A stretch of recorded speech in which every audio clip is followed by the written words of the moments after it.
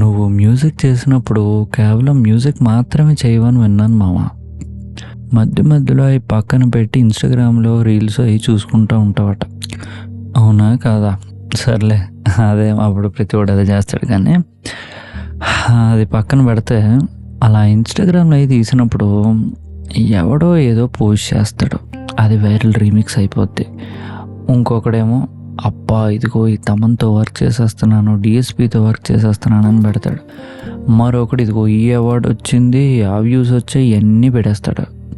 కానీ ఆ టైంకి నువ్వేమో నీ డాలో కూర్చొని ఓ పూర్తవని ఒక బీటు కార్డ్ ప్రోగ్రెషన్ తాడులతో స్టక్ అయిపోయి మిక్సింగ్ ఏదో తేడా కొట్టి జీవితంలో ఎందుకో వెనకబడిపోతున్నానేమో అనుకుంటావు.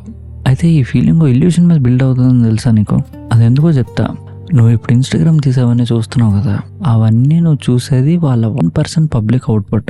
వాళ్ళ ఫినిష్డ్ ట్రాక్లు, వాళ్ళ వైరల్ మూమెంట్లు, వాళ్ళ రికగ్నిషన్లు ఇలాంటివి చూస్తున్నావు నువ్వు. కానీ దానికి ముందు ఎన్ని సంవత్సరాలు కష్టపడి ఉంటారో, ఎన్ని ప్రాజెక్టులు చిరాకు వచ్చి డిలీట్ చేస్తుంటారో, ఎన్ని రాత్రులు నేను అసలు పనికొస్తానా లేదా అని బాధపడుతూ ఏడుస్తూ పడుకోలేక సచ్చి ఉంటారో నీకు తెలుసా? అవన్నీ ఉండే ఉంటాయి, జస్ట్ నీకు కనిపించలే అంతే. ఎందుకంటే ఆ బాధ అంతా తీసుకెళ్ళి అప్పుడు సోషల్ మీడియాలో పెట్టాడు కదా, పెట్టినా వైరల్ అవ్వవుగా. సో అది చూసి నువ్వు వాళ్ళ 1% పబ్లిక్ అవుట్పుట్ని నీ 100% ప్రైవేట్ రియాలిటీతో కంపారిజన్ పెడతా ఉంటావు. ఏమైనా ఫేర్గా ఉందా మామ చెప్పు? ఇంకో పాయింట్, స్కిల్ కాంపౌండింగ్ అనేది ఎప్పుడు ఇన్విజిబుల్గా ఉంటుంది. స్కిల్ పెరగడం అనేది ఆవిడకి కనపడదు మామ.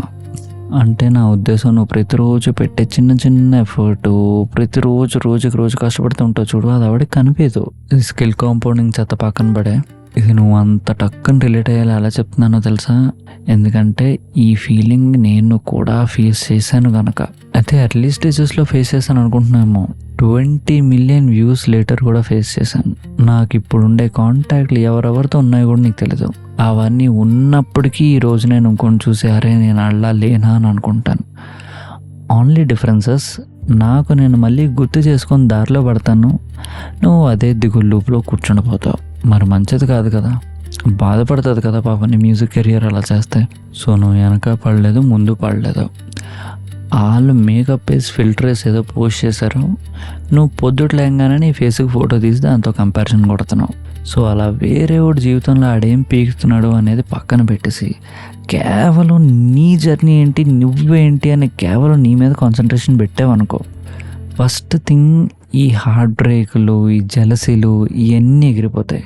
సెకండ్ థింగ్, నీ మీద ఇంత కాన్సన్ట్రేషన్ నువ్వు పెడుతున్నావు కనుక నీ మీద నీకున్న అండర్స్టాండింగ్ డబుల్ త్రిబుల్ అయిపోతుంది. And that understanding can help you with your life, with your relations and obviously with your music and your taste. So ఇది గుర్తుపెట్టుకొని కంపారిజన్లు మానే అని నేను చెప్పను. ఎందుకంటే మానవ నైజంగా సడన్గా అలాంటి విజువల్స్ పోస్ట్లో స్టోరీలో చూసినప్పుడు పక్కన కొంచెం గుండె తరుక్కుమంటుంది.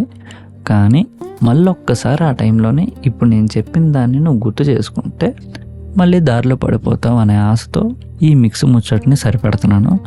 వచ్చే వారం మిక్స్ ముచ్చట్లో మళ్ళీ కలుద్దాం మావా.